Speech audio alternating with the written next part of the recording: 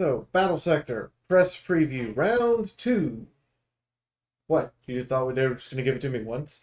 We're getting some more in-depth gameplay here, like actual army management between missions. We're getting story beats.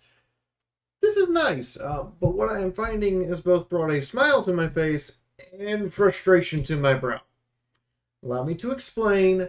Let's get started with army management and then move on to the good things. Alright, so we are back here in 40K land, specifically 40K Battlesector. Now, they gave me 6 missions to play through this time, and as well as the ability to modify my army. Now, I do have some complaint about how the army is set up. So, it doesn't matter if I lose troops during battle. Who cares? That's how this works. Because if I want to say in my next fight, I want to take... let's say I want to take more assault marines. I can just... We are the lords of the assault doctrine! Have more assault marines. Which is cool. It's nice that I can just flex between units without any penalty or permanent Fire support! However, I'm going to make some complaints here, and I want you to understand the complaints. 1. Units dying doesn't affect me in any way, shape, or form except HQs. I have to keep the HQs alive. 2. I don't really feel any attachment to the army. Or the commanders or HQs. I don't feel any attachment to any of this over here at all. None. It feels like I can customize and change my army and do what I want. Yay, but at the same time, I'm like, I don't really care. Like, these are just like units in a real-time strategy game now that I just, like, why is this not real-time then? Why is this turn-based? Every other turn-based game I play, units accumulate experience, units can be renamed, so that I can, and units can be repainted and retextured, and these are, the paint job's the paint job. The name is the name. They have no experience gain. And I think that's kind of something that holds it back. Now, the customizing your army part actually comes in here in your HQs. So your HQs have upgrades, and the upgrades tell you, like this one says, applies to Hellblasters. Applies to Primaris Infantry. So it's only Primaris if you recruit non-Primaris or non-Infantry. So like my Assault Marines are not Primaris. At least as far as I can tell, they're regular Marines. They don't count. My Speeder Bike is not Infantry. It doesn't count. So it applies only to Primaris. It's cool because I can clearly see, like, the images indicate an active ability and the Blood Angel symbol indicates a passive ability. I can clearly upgrade the way I want. Once I've committed the points, I'm kind of stuck with it. But I do have a problem here. That's this very top line. What is the point of this? You will find after every mission you always have like 1 left over. Because this top line is the only thing that costs 1, and you have to take this first one before you can take anything else. What is the point of this? If you're going to have something that I have to take before I can take anything else, and it's set up like this, this should just be automatically given. Rather than me having to take it and then, you know... It's basically all I can take that first time, so that's all I can get. This over here is only unlocked when I get an Inceptor. Marines, which are unlocked through mission play. But now let's get into... But that's the army management that they have so far. Now I want to stress this is still a preview build, as I said at the beginning of the video. Still a preview build. This is version 0.54. So we're still very early on. But yeah, that's what we have so far. So we're going to take a look at some gameplay. I'm going to highlight a few things. And then we're going to get down to it. And I'll see you guys later this week. Now, for those of you who are looking for the political video about the Imperium of Man, that comes out later this week. I've already scripted it. As a matter of fact, I can show you. Let me bring that up real quick. I can show you part of the script as soon as I drag. Okay, do I have internet? I like the animation speed now and how much more complete it feels. The animations are much more solid. There's multiple death animations for each unit. It looks like there's even a little ragdoll at play here and there, or you've at least made the illusion of ragdoll. The chainswords and melee animations are much better. And they feel like they have some oomph to them now, especially with the sound design department. And the fact that my assault marines and HQs don't just, like, kill two guys. No, they... dedicated HQ just wrecks through a bunch of gaunts, no issue, or kills a pair of warriors. The melee heroes, they feel a lot better. The melee's hero attack has been drastically improved to actually cause real damage, and they don't feel so limp. On top of that, the HQ is doing area effects. There's actually like a legitimate choice. Do I use a special ability, or do I lay them back down? Instead of it always being use special, use special, use special. It's definitely a choice there. The averaging 3 dead gaunts or gargoyles per strike and making them really useful for clearing out wounded venom thrope or warrior units. So yeah, I'm kind of with that. That's good design. Sometimes, you know, you get lucky and you get 4 or even 5. If your area of effect hits right, you get 5 gaunts and 1 attack from a hero, and you're left with like 1 guy. And you're like, did they just murder everybody? Yeah, shit. There's only 1 of them. So that's cool. I like how I can also activate multiple units simultaneously. It's quite refreshing and wonderful to not have to wait for someone to do the orders, but instead to activate them, and it makes it feel like a much larger battle is actually taking place when multiple units fire all at once. This was not something available in the previous demo. You had to, your interface was disabled upon activating attacks. Now I can speed through it and be like, you hit him, and just have them all just open fire. That's great. That's really nice. Keep that, because there's moments where I would really like it if I could, like, pause just for a second, just for sheer, like, thematic purposes. Just, like, say, issue orders, and then press a button and have them executed in sequence. Or press a button and have them executed simultaneously. Like kind of a pause animation feature, issue orders, unpause, and then just have everything open fire all at once. That would be an amazing, like, way to showcase. Or just, you know, have some fun and just get to watch the carnage once I've issued my orders. There's still some ways to go, however, on the animations. I like the fact your assault marines aren't, like, hovering over to their target, but instead it's and they're there. Like, that's great. That's a huge, massive improvement compared to the previous build. But I would appreciate if units, when you miss a melee attack, they would actually like have a dodging animation or a blocking animation or just something to indicate beyond just there's no text that I actually missed. Affirmative. And maybe some synchronized death animations. Like, you remember how in Dawn of War you could have your guy with a thunderhammer smack a demon in the knee, then hit it in the mouth, and jump up and slam its head through the ground. Lining up anti-swarm Some synchronized death animations. Those would be cool just to watch. So I don't know if that's really possible with your team, but that should be the direction you're headed. Is the synchronizing the block and dodging animation, as well as making sure that there's the occasional special death animation. The AI is showing promise here. It's not only doing a better job focusing fire, a really frustrating one at times, but it's setting up better animations and ambushes. I said animations, I meant ambushes.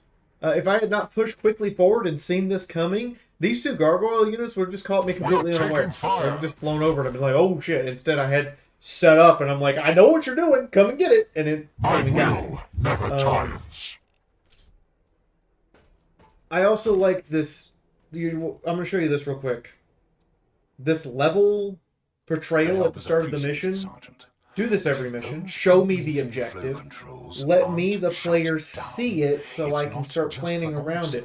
This is a very good step from the first demo. This should be included in every single mission. Just a short little ground eye view through the battlefield so I can see in relationship to where I am where my objectives are.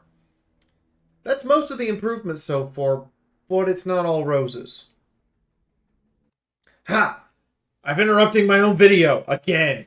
So, multiple things. Gonna go over them real quick. First off, Imperialis Politicus, which is what I'm calling that series, where I describe the Imperium of Man in Warhammer 40K's political system. It's a hit. Y'all ate it up, and I'm producing the next episode right now. I've already scripted it. You can see it on screen. It's scripted. It's ready. I just have to record it and do the editing, and we're good to go. So that will be coming out Friday. Next thing, that like button. You see it. You want to make a happy YouTuber? Hit it. Literally, all the people who are going to see this video is based on how many of you actually gave a reaction. So likes and comments are the way to go. That means more people will see these videos. That means more people will come to my channel. That means more people will join our community. So smack it. Lastly, Death Watch RPG game. Sunday. This Sunday, May 16th. This one. 5 days from this video coming out. I don't know how to make this more clear. It's a big thing. It's a marathon Death Watch role-playing game tabletop event. We've got so much ready to go, all to like entertain you guys and have a great Sunday for my birthday. It starts at 9 a.m. Pacific Standard Time, noon Eastern Standard Time, and goes until 9 p.m. or midnight. Will our Marines live? Will the planet survive? I don't know. We're going to introduce them and have some fun, so tune in to find out. And it will be going all day, so you can come in, hang out for a little bit, go do something else, and come back. It's fine. Now, back to the show. All right, so you've had 2 minutes of me rambling. Let's talk about what needs improvement. I want to really thank Slytherin for this early copy, and I hope that you guys actually listen to what needs some improvement. I'm going to start with sound design. Space Marines do sound like Space Marines. They talk like Space Marines, and the chainswords have that thwack followed by the rev. Cool. Your bolters and plasma weapons sound like they have no base. They're not terrifying. There's no thump. There's no oomph to them. They don't sound beefy at all.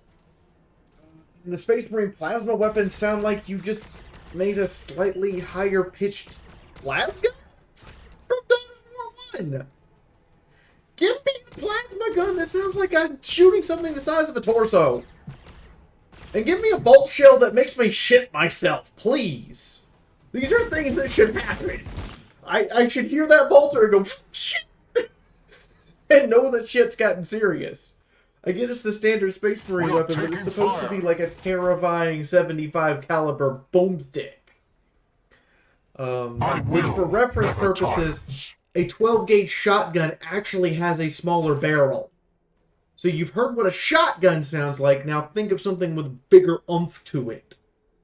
The other piece of the sound design is, here's their dreadnought.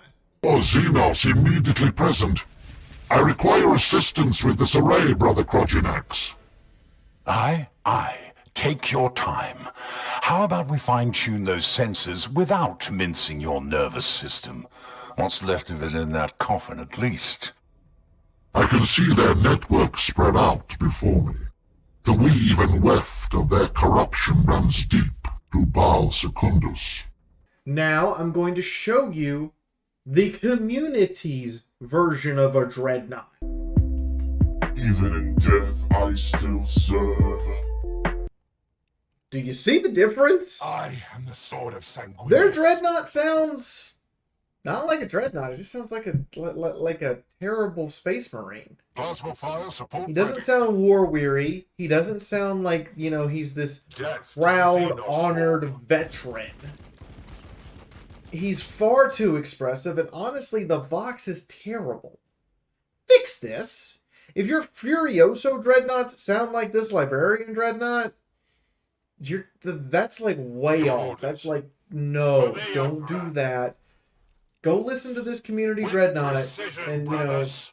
create something similar that has your own take on it, sure, but what you've just basically done is taken made a more crackly space marine, and that's not gonna work. You need to change the lines so that he's like Hellblasters awaiting talks target. like a dreadnought, and then you need to change his Vox so he sounds like a big angry old, Target and acquired. he needs to sound old, angry, war weary, and proud. And at the same time, he needs to have like that bass to his voice that It vibrates can your only chest. be victory. And, make sure, just because he's talking, you snap to Their attention death and is our listen, only option. because whatever's talking is big and scary just from the voice. And he doesn't sound that way. My fury will be fast. There are some other, now we're going to get into On my mechanical honor. issues that need to be addressed. Do not take away my most powerful unit for the entire mission. This is not okay. I had planned on using that unit. And the 6th mission you gave me, he's just gone the whole mission. I will cut off all Like, the start of the mission I operations have him, and he's in great, definitive and then I have to synoptic put him on the Xenos astronomical array, and Hold even this when area the against 4 the turns Tyranids, are up, he brothers. still has to stay there. Leave none of the And I can't Xenos use filth him, alive. I can't get him to attack, The I can't get him to librarian move, must complete can't his do anything with him, and I had planned my army I around, am well, ready if there's to a help. big enemy, I have a librarian dreadnought with a force spear to go shove up something's butt, and I'm like, well, actually, I don't have that. Fuck. Tyranids that spawn the same turn should not attack if they spawned on the Tyranid's turn. Pure and simple. I cannot react or plan for enemy units that aren't on the map yet. Look at XCOM. If an enemy spawns during their turn, they scatter for cover, go into Overwatch, and or use a defensive action like a smoke grenade or a mark. They do not actually deal damage the turn they spawn. They never open fire. The turn when they spawn or are activated, they only open fire if they were already in play at the start of the alien For turn. his blood. I will take the I lost chapters my due. tech marine, my sergeant, and a squad of assault marines because enemies just spawned. I had no idea that they were coming, and they just insta-popped them. It feels cheap, unearned, and undeserved. I get you're trying to emulate the tabletop, but certain elements from the tabletop are legitimately problematic. Like, there's a reason why the vast majority of units cannot deep strike and assault on the same turn. There's a reason why scout units can only assault on the same turn if they're a dedicated melee unit. Even Dark Souls doesn't punish players without giving them some sort of hint or warning of what's coming so that they can prepare themselves. This just... No, this isn't okay. This was cheap and frustrating and infuriating. Unit balance feels way off. My entire squad of assault marines cannot compare to a Tyranid warrior unit. Period. For the Imperium. In melee, the assault marines require support, or the warriors will kill them. Just flat out. If you didn't set up the warriors to die from the assault marine attack, the assault marines will die. Their sacrifice will have meaning. This on top of the fact the warriors have a venom cannon, which is more effective than the Termagant's weapons, and makes them feel like aggressors, but with good ranged attack as well as good melee. And since the warriors also get 2 melee attacks per warrior, this means they can one-shot HQ. Taking fire. And since they're faster than my units, I can never predict how far they're going to move because you've hidden the enemy unit stats. I can click on an enemy unit and get like armor and health, and then everything else is obscured. I don't know how many action points it has. I don't know how fast its movement is. I don't know the damage its weapon does or the ranges it functions at. That's like, I should know. I should be able to see these things. And lastly, options for troops. Aggressors feel really lacking in the range department, except their frag grenade that has a cooldown. And assault marines feel kind of bad. Without a boost from an HQ or someone providing significant amounts of fire support, assault marines are only really useful for tying up enemy ranged units. Let me get some plasma pistols or flamer pistols or some power fists. Also, can I get a flamethrower? Like, that seems like it should be a staple that I don't have. Just saying. But it feels pointless really to bring the assault marines now, because the HQs are much better at melee than a whole squad of assault marines. And the way to go now seems like just bring HQs and shooty units and let the HQs do the melee fighting and the shooty units shoot where they can sit back in relative safety. Precision, brothers. The last bit here is cover interaction. If I'm against a piece of cover, the enemy should not receive cover for it. There seems to be a really, really bad system in place for how cover works, where I can be standing at the edge of a platform and the enemy has cover. Despite being literally right there. They have cover. You're seeing it on screen right now. That's not okay. That's frustrating, infuriating, it doesn't make sense. And it also happens in another case where my Hellblasters with their plasma were trying to shoot at some gaunts, and the Hellblasters were behind cover and against the piece of cover, but because it didn't ignore the piece of cover for line of sight purposes, the gaunts got the cover rating as well as the Hellblasters. Doesn't really jive to have a cover system where I can't put the rifle on top of the cover and shoot the enemy. So those are the things that need fixing. Now I don't like ending these preview type builds on a negative note, so we're going to end it on a positive one. The level of 3D interactivity is unexpected and definitely welcome. I like being able to get on ridges. I like being able to fly over obstacles. I like how units react to the terrain, and the terrain is not a 2D environment, but is definitely and you have to think in 3 dimensions. This is nice. I also like the level design and the fact that all 6 missions are handcrafted. With handcrafted encounters. I haven't seen handcrafted missions in a strategy game since Battlefleet Gothic 1. 2 fucked it up. Keep to this. Panzer General 2 has handcrafted missions. You guys should have handcrafted missions and encounters.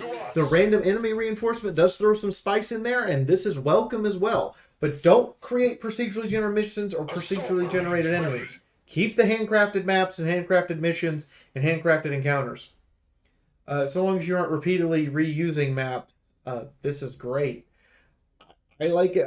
With you giving me 6 preview missions, I'm expecting to see 20 or more missions, all handcrafted. Maybe even throw in a mission designer where we can post the missions on the Steam Workshop and download them. And if you want to go that extra step, a campaign designer where we, the community, can design missions, put them into a campaign, download it from the workshop, and play it. I would love to see that. I don't know if you guys are going to add an army painter or not. I don't know if you guys are going to add a multiplayer system, and I don't know if you guys are going to add a Tyranid campaign. But right now, as it stands, I'm still keeping my eye on this. I'm not 100% on the bus, but I definitely am considering buying the bus ticket. If you understand what I mean. So keep that in mind, and let's see what they can do. I'm going to keep my eye on this one. If they want to give me another preview build, cool. I will totally be there for it. In the meantime, I will see you guys tomorrow for stream. Tomorrow night, Fallout Equestria. Friday, Dungeons and Dragons. Thursday, and maybe Saturday we'll be doing some Gundam. And then I will see you guys definitely on Friday for our Ecclesiarch video. And Sunday, remember Sunday, Death Watch Marathon, May 16th. It's my birthday. Let's go have some fun. Till then, see you guys later. Remember to hit the like button, and good night.